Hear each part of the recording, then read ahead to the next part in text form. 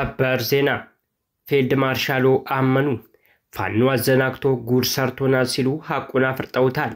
ወዳጅ መስሎ ሸውዶናል ሲሉ በሰሞንኛ ስብሰባ ላይ የተደመጡት ብርሃኑ ጁላም የፋኖ ጦር ወደ ሜካናይዝድ ኃይልነት ማደጉ አስደንግጦናል እያሉ ነው። በሌላ በኩል አብይ ተስፋ ያደረጉት ድርድር ከሽፏል። ትራምፕም ለ4 ኪሎ ጉዳት ሰምተዋል። ይህ ኢትዮ ፖስት ነው። የፋኖ ውጤት የመከላከያውን ሰራዊት እያፈራረሰው ፋኖ የሀገር ጠባቂ ጦር እየገነባ ነው። የጉዳይ ራሳቸው ፊልድ ማርሻሉ አምነው ተከስተዋል። ለብልጽግናው መንግስት የፋኖ ግስጋሴ ትኩስ ድንች ሆኖበታል። ወሎ ላይ የፈረሰው ጦር ጎንደር ላይም እንከትክቱ እየወጣ ነው።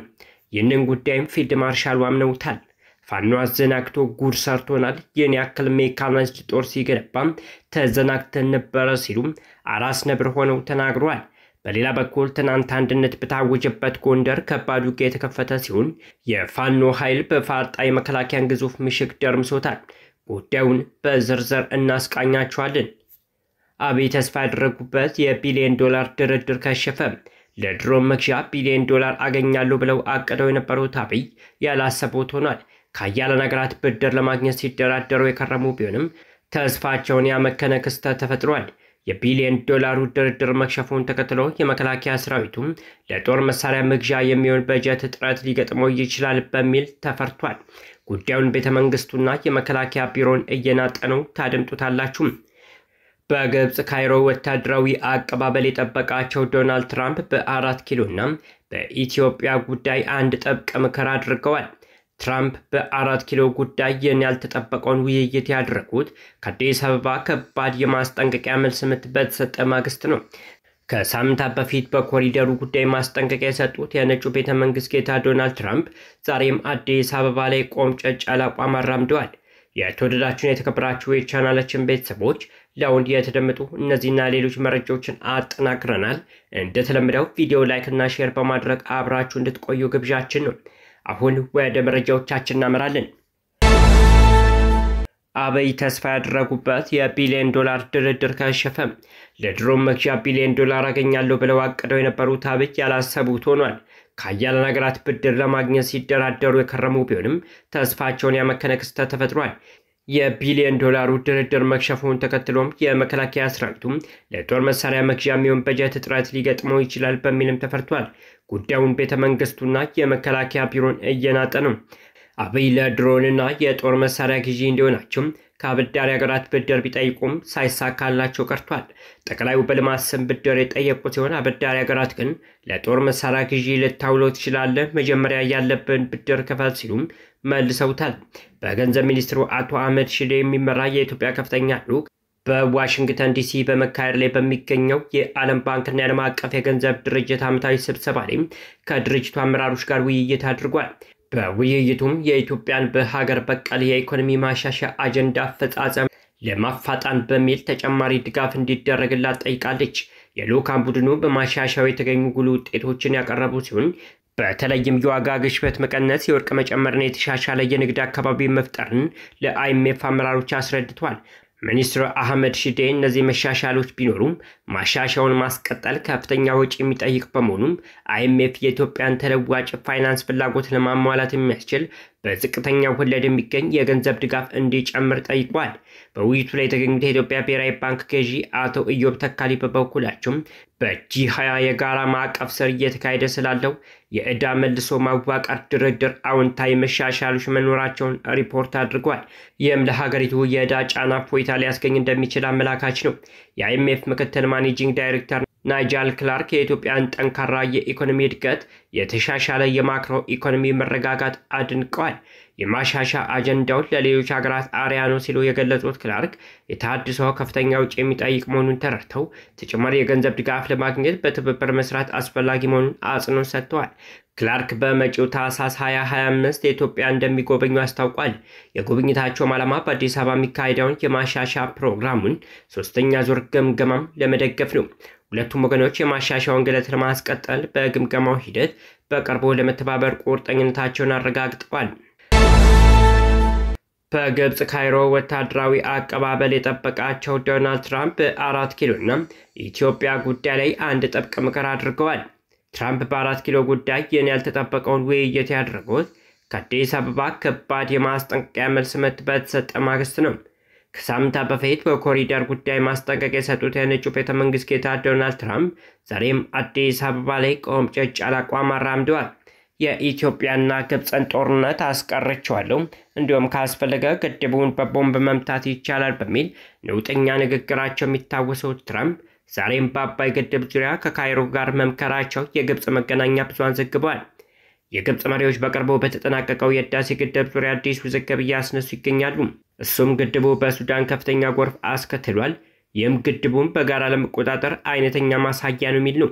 በትናንትናው ዕለት የውሃ ሀብትና ኢነርጂ ሚኒስቴር ለዚህ የግብፅ አቋም ረዘም ያለ ምላሽ የሰጠ ሲሆን ግብፅ አሁንም በቀኝ ግዛት እሳቤ ውስጥ በመሆኗ ለአንዳንድ የአፍሪካ ሀገራት ጥቅሞችን በመስጠት ውዝግብ ማስነሳት መቀጠሏን አንስተዋል። አሁን ደግሞ ግብፅ የአሜሪካ መንግስት በኢትዮጵያ ላይ ጫና እንዲያደርግ እየጠየቀች ባለችበት ወቅት ያልተጠበቀ ምላሽ ከአሜሪካ እንዳገኘች ታውቋል።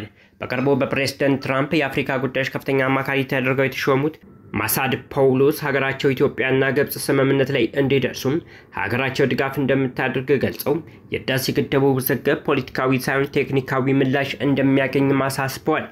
ሁላችንም ጉዳዩ እንዲፈታና ለሁሉም ተቀባይ እንዲሆን እንፈልጋለን፣ በተለይ ደግሞ በቴክኒክ በኩል ምክንያቱም ጉዳዩ የቴክኒክ ስለሆነ ቴክኒካዊ ምላሽ ያስፈልጋል ብለው አልአረቢያ ለተባለው ሚዲያ ተናግረዋል። ሱዳንና ኢትዮጵያ የህይወት የመኖር ጉዳይ ነው በማለትም ግብፅ ከዚህ በፊት ለብቻዋ የናይል ውሃ የሞት ሽረት ጉዳይ ነው ስትል ስትገልጽ የነበሩን በአዲስ መልኩ ሶስቱን ሀገራት አካተው ገልጸውታል። አሁን ግድቡ ስለተጠናቀቀ እውን የሆነ ጉዳይ ነው፣ በዚህ መሬት ላይ ባለ እውነት ዙሪያ መፍትሄ ያስፈልጋል በማለት አሜሪካዊ ዲፕሎማት ተናግረዋል። በቅርብ ቀናት የግብፁ ፕሬዝዳንት አብዶል ፈታህ አልሲሲ ሀገራቸው የህዳሴ ግድብን በተመለከተም እጃችንን አጣጥፈን አንቀመጥም የሚል አነጋጋሪ መልእክት በቢሮአቸው በኩል አሰራጭተውም ነበርም። ለዚህ የአልሲሲ ንግግር ኢትዮጵያ በሰጣችው ምላሽ ግብፅ ህገወጥና የበላይነት በተሞላበት መንገድ የአባይ ወንዝን ለመቆጣጠር መሞከሯን ቀጥላለች ብላለች። የውሃ ኢነርጂ ሚኒስቴር በሰጠው ምላሽ የግብፅን መግለጫ በሐሰት የተሞላና ተንኮል አዘል በማለት ውድቅ አድርጎታል። የተባበሩት መንግስታት ጠቅላላ ጉባኤ በተካሄደበት ወቅት ደግሞ የግብፅ የውጭ ጉዳይ ሚኒስትር ባድር አብዱላቲ ኢትዮጵያን ወደ ዓለም አቀፉ የፍትህ ፍርድ ቤት እንደሚወስዱ መናገራቸው አይዘነጋም። በተባበሩት መንግስታት የኢትዮጵያ ምክትል ቋሚ ተወካይ ዮሴፍ ካሳይም ለግብፅ የውጭ ጉዳይ ሚኒስትር በሰጡት ምላሽ ግብፅ ስለ ታላቁ ህዳሴ ግድብ ያደረገችው ንግግር መሰረት አልባና አሳሳች ነው ሲሉ አጣጥለውታል። የፋኖ ቡጤ የመከላከያውን ሰራዊት እያፈራረሰው ነው። ፋኖ የአገር ጠባቂ ጦር እየገነባ ነው። ይህን ጉዳይ ራሳቸው ፊልድ ማርሻሉ አምነው ተከስተዋል። ለብልጽግናው መንግስት የፋኖ ግስጋሴ ትኩስ ድንች ሆኖበታል። ወሎ ላይ የፈረሰው ጦር ጎንደር ላይም እንቅጥቅጡ እየወጣ ነው። ይህን ጉዳይም ፊልድ ማርሻሉ አምነውታል። ፋኖን አዘናግቶ ጉር ሰርቶናል፣ ይህንን ያህል ሜካናይዝድ ጦር ሲገነባም ተዘናግተን ነበረ ሲሉ አራስ ነብር ሆነው ተናግረዋል። በሌላ በኩል ትናንት አንድነት በታወጀበት ጎንደር ከባድ ውጊያ የተከፈተ ሲሆን የፋኖ ኃይሎች በፋርጣ የመከላከያን ግዙፍ ምሽግ ደርምሰውታል።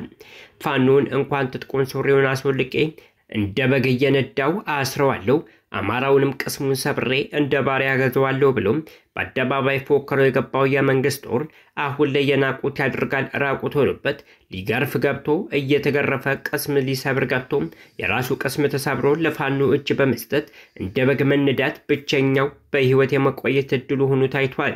በፋኖና በአማራ ህዝብ ትከሻ ታዝሎ የትግራዩን ጦርነት በበላይነት ያጠናቀቀው የብልጽግናው መንግስት በትግራዩ ጦርነት ያጋጠመውን ድል በአማራ ክልል ማግኘት ተስኖ ታይቷል። ታዲያ ለወትሮ ጠረጴዛ እየደበደቡ አረፋ እየደፈቁም ይህን ዘራፊና ቀማኝ የሆነ ስብስብ እናወድመዋለን የሚል ፉከራ ሲያሰሙ የሚታወቁት ፊልድ ማርሻል ብርሃኑ ጁላም ከመከላከያ ሰራዊት ሚዲያ ጋር ባደረጉት ቆይታ ያወጧቸው እስከዛሬ ያልተነገሩ መረጃዎችና የፋኖን ድል ከማጣጣል የሄዱበት ርቀት በእርግጥም ፋኖ ማን እንደሆነ በሚገባ መማራቸውን ቁልጭ አድርጎ የሚያሳይ ነው አስብሏል።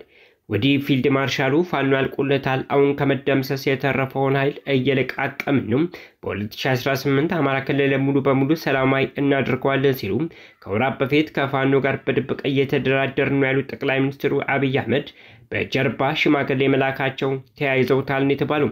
ፊልድ ማርሻል ብርሃኑ ጁላ ፋኖ በጄኔራል አሳምነው ስር ተቋቁሞ መፈርጠሙን ገልጸው እኛ በትግራይ ጦርነት ወቅት በፋኖ ተሸውደናል ያሉ ሲሆን በሁለት ዓመቱ የትግራይ ጦርነት ወቅት ፋኖ ወዳጅ መስሎም ቀርቦ ሸውደናል፣ ሳናውቅ ብዙ ከባድ መሳሪያም አስታጥቀነዋል ሲሉም ፋኖ መንግስትን የሚገዳደር አቅም የፈጠረው በትግራይ ጦርነት ወቅት መሆኑን አምነዋል። ይበንዲ እንዳለም ከአንድ ዓመት በላይ የቆየውን የአማራ ክልል ወታደራዊ ዘመቻ እንዲመራ ኃላፊነት የተጣለበት የአስቸኳይ ጊዜ አዋጅ ኮማንድ ፖስት ባደረገው ግምገማ የአማራ ክልል ውስጥ ከገባው እግረኛ ሰራዊት ውስጥ አብዛኛውን ኃይል በፋኖ መመታቱንና ቁጥሩ ከፍተኛ የሆነው የሰራዊት አባል ደግሞ መከላከያን ትቶ ታይቶ በማይታወቅ አስደንጋጭ ሁኔታ ፋኖን እየተቀላቀለና እየከዳ በመጥፋቱ አሳሳቢ ሁኔታው መመናመኑ ያመነ ሲሆን የፋኖ ትግል የሚቀጥል ሆነ ከዚህ በኋላ ወደ ክልሉ የሚሰማራ የእግረኛ ጦር አይኖርም ሲል መራር እውነታውን እየተናነቀውም ቢሆን አምኖታል የተባለው። በዚህ ጆሮን ጭው በሚያደርግ ሪፖርት የተበሳጩት የጦር ኃይሎች ምክትል ኢታማዦር ሹም ጄኔራል አበባው ታደሰ ለአለቃቸው አብይ አህመድ ሰራዊቱ በእጅጉ ተመናምኗል፣ ከዚህ በኋላ የማሰማራው እግረኛ ጦር ስለሌለ ውጊያውን አየር ኃይሉ ይረከበን የሚል አቤቱታ ማቅረባቸው የተሰማ ሲሆን በጄኔራሉ ጥያቄ መሰረት የድሮን ጥቃት ወጪ ቆጣቢ በሆነ መልኩ ተጠናክሮ እንዲቀጥል 4 ኪሎ ማተም መጥቶ አረንጓዴ መብራት ማብራቱ ነው የተረጋገጠው። ለዛሬ ያዘጋጀንላችሁ መረጃ እዚህ ላይ ያበቃል። በሌሎች መረጃዎች እስከምንገናኝ በያላችሁበት ቸር ቆዩን።